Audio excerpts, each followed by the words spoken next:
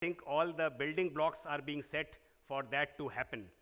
And to discuss what smart cities is all about, how it's going to impact our lives, whether it is education, whether it is health, whether it is security, we have a very, very eminent panel here this afternoon. It's my pleasure to invite on the dais Dr. Neena Pahuja, Director General of EarNet. Is Dr. Pahuja there? Yeah. Dr. Pahuja, EarNet, as you all know, was one of the earliest networks set up in the country, primarily for the objective of connecting the educational institutes. We also have on the panel Dr. Sanjay Behel. He is with the CERT-In, the body which is assigned with the security systems, especially at the governmental level. Every government body, agency front depends on IT and telecom, so they have a very, very robust plan for securing those networks. So Dr. Sanjay Behel. I would also like to invite on the stage Mr. Vikram Tewatia. He's the Associate Director General with COI. Telecom obviously will play a very, very critical role in the smart cities, and we have therefore a voice from the telecom sector also. I would also like to invite Mr. Varun Sood. He is the Group CIO with Fortis Healthcare. Fortis, as I'm sure many of you know, has done some very, very pioneering work in terms of using ICT to reach out to patients, people, citizens in the country, and deliver health services to them. And to moderate this panel, have I missed out somebody? To moderate this panel, we have Mr. Ashish Sanyal. He's a consultant with the World Bank. Mr. Sanyal, the floor is yours.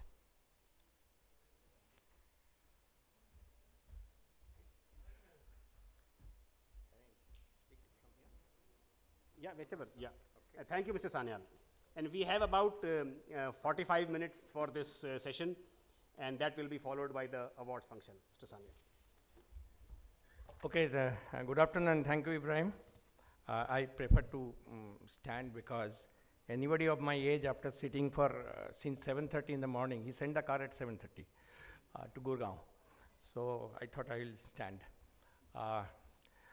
This smart city thing is, as he said very rightly, though I retired, so when I saw this in the agenda, I was very, very excited, as you are also excited, young or old. He made the task simple. He sent in a mail, Ibrahim, that there are 6 points they want to discuss. Anyway, we have a very good panel, as he said. I can see my friend Vikram is sitting. Other people will get to know. Only please spare me at the end of the session that exchange of cards. I forgot to bring that.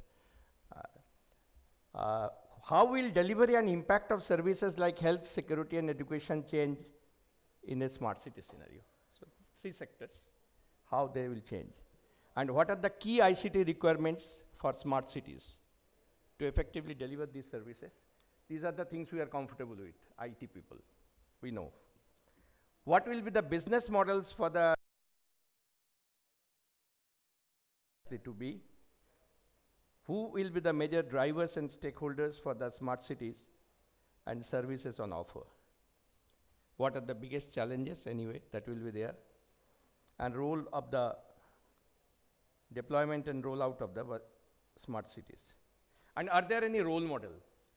Whether it is Singapore or anything, we can discuss and we can take their opinions also, because most of the people have gone to many smart cities, so to say.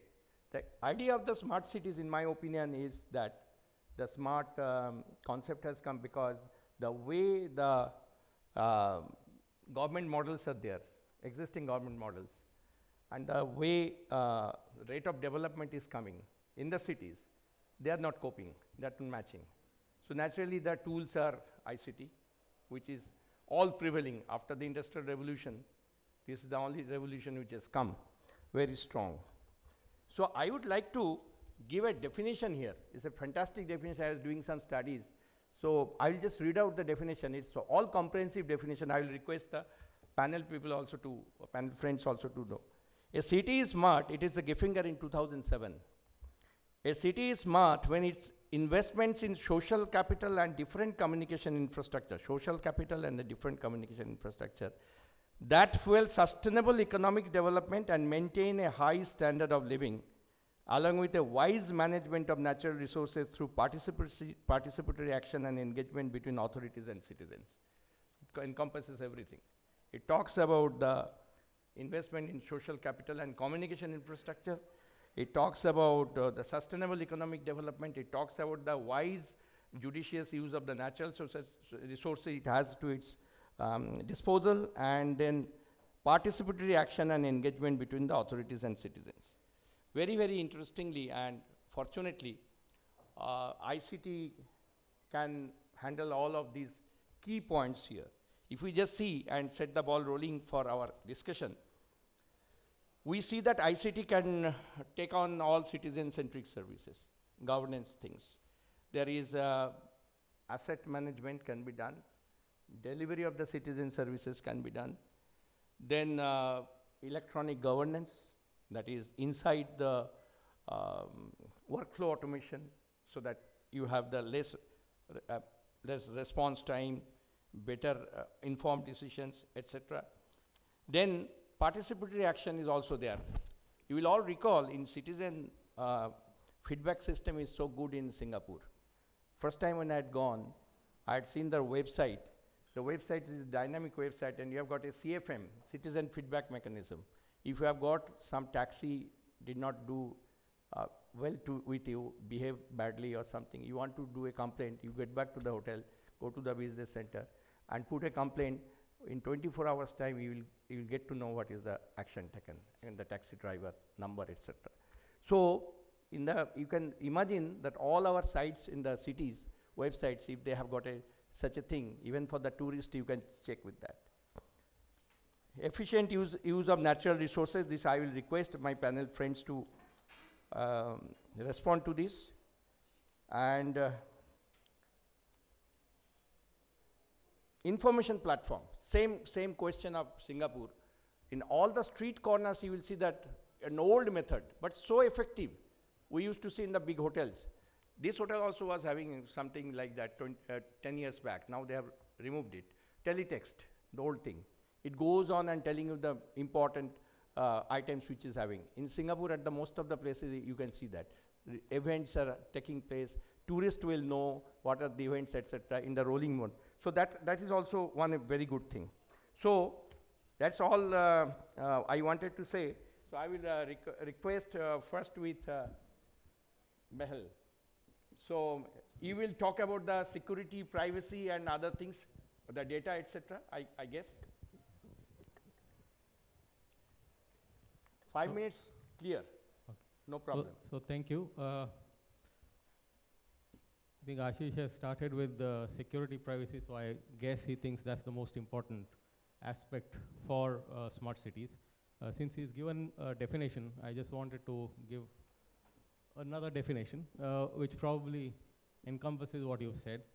Smart cities use ICT to be more intelligent and efficient in the use of resources. That's what he also mentioned, resulting in cost and energy savings, improved service delivery and quality of life, and reduced environment footprint, all supporting innovation and low carbon economy.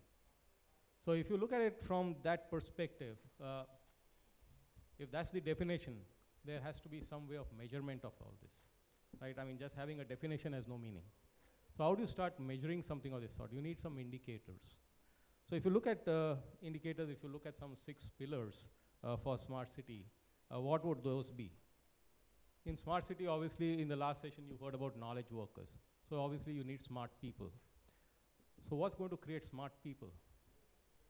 You need indicators like 21st century education. So capacity building was talked about in the last session.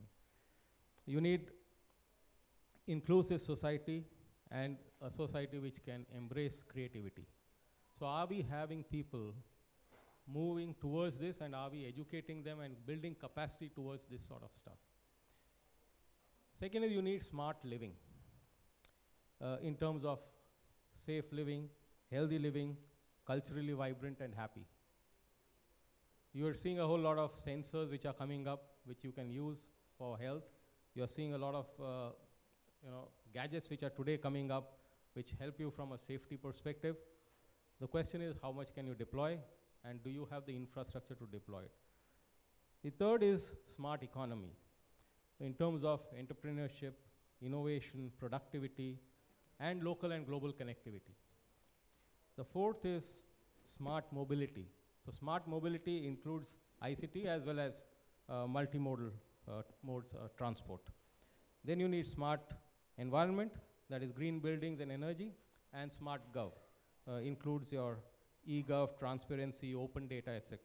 So the moment you talk about open data, etc., and you see the development of smart cities, how have these developed? You need electronic cities, then you need mobile cities, and then you move towards smart cities.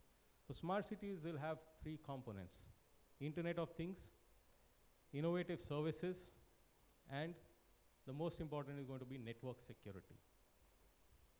So if you're looking at network security and all these sort of things, so that probably brings me to how do you give the requirements of a smart city?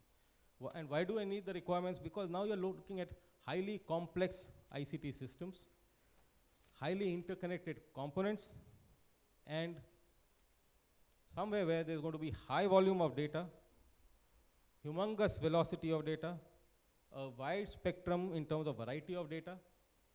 There's going to be veracity of data. And so how do you create value out of all this? Because otherwise you can't have a smart city.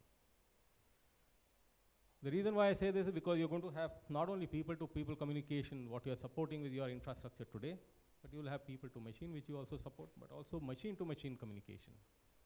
So you're going to have almost 50 billion devices by 2020 connected to the internet. So are you able to handle that sort of a load? So from the design perspective itself, in the inception, you need cyber security, you need privacy, you need integrity, you need compliance, you need reliability, and you need resilience.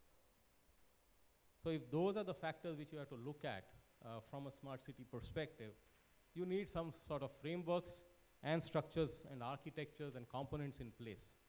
So if you're looking at a framework, you need a risk-based framework for cybersecurity. Now, risk-based is going to span right from an individual to the government for the city, and which has to then tie up at the national level.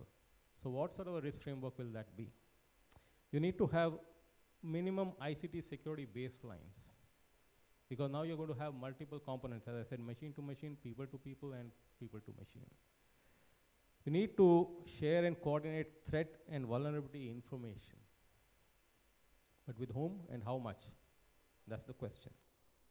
You need to have mechanisms to build incident response capabilities. You are going to have incidents, because now your attack surface area is going to be immense. So if your attack surface area is so big, incidents are bound to happen.